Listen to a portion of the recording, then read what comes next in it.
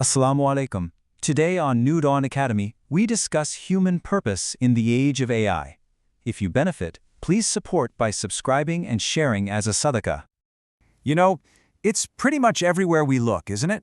The speed of technology is, well, it's just breathtaking. I mean, think about it. With just a click, AI can whip up articles, emails, even poetry.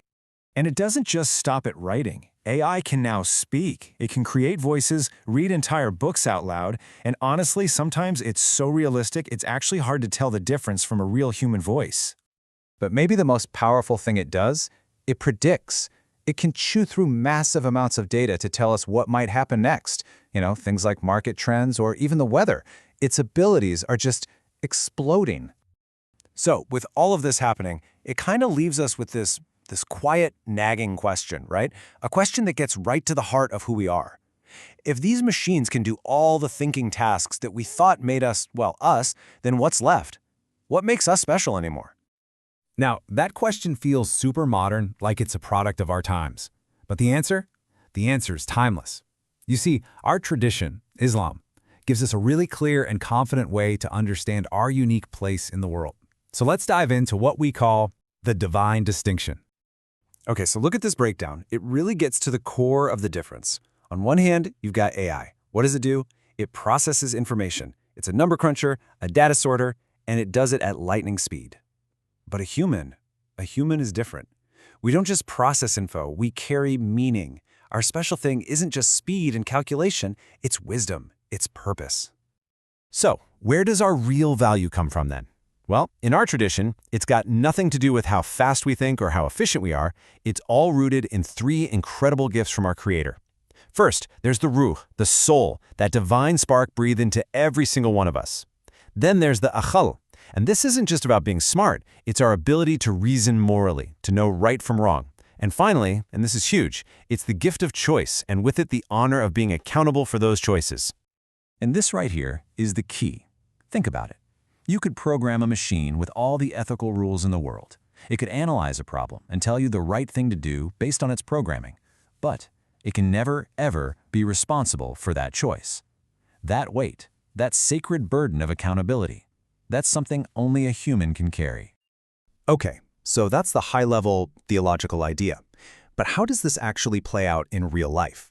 Let's bring it down to a practical level and see how our purpose is so much more than just processing information. I mean, let's be real. AI is an incredible tool. It can look at a medical scan and spot an illness with an accuracy that's, frankly, superhuman. It can untangle complex supply chains to make everything run smoother, and of course, it can create tons and tons of content. These are amazing, powerful things it can do. But now, look at what it can't do.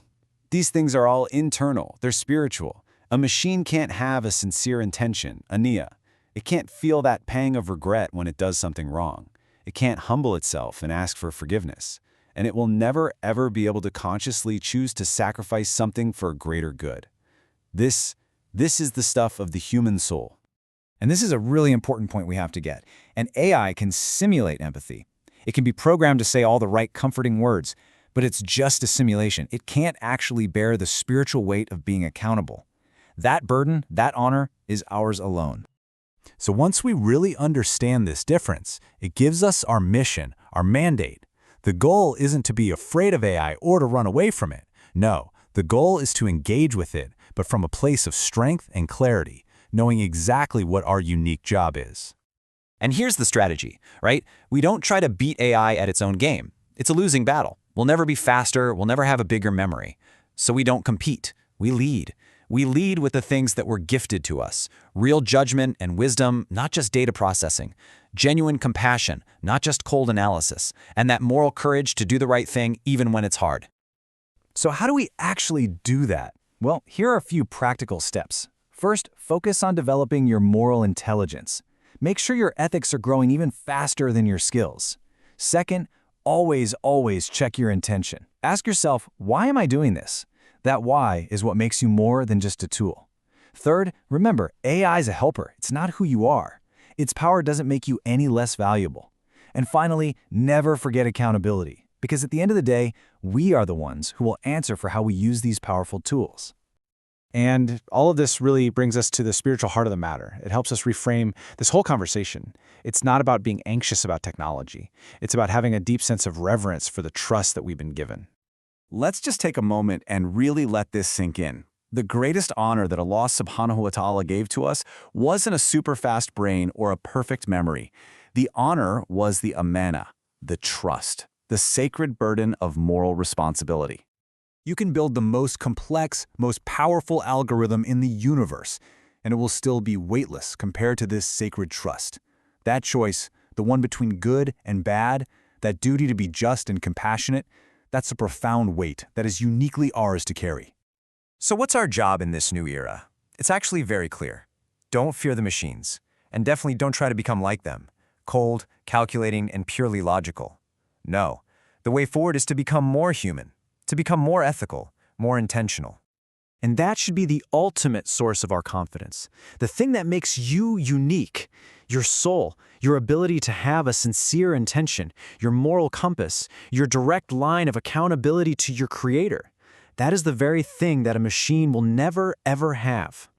Look, technology is always going to change and evolve. That's a given. But our purpose as human beings, that's constant. It's a sacred trust and amana from Allah subhanahu wa ta'ala. So guard that purpose and lead with it. Presented and created by Neuron Studio.